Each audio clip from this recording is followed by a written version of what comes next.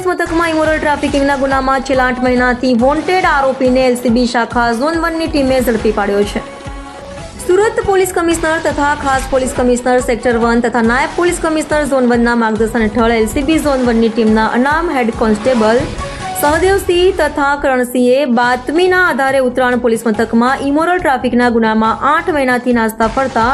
મૂળ યુપીનો અને હાલ મગોબ ખાતે રહેતા દેવમણી શિવશંકર પાંડેને ઝડપી પાડી તેનો કબજો ઉત્તરાયણ પોલીસને સોંપવાની તજવીજ હાથ ધરી હતી।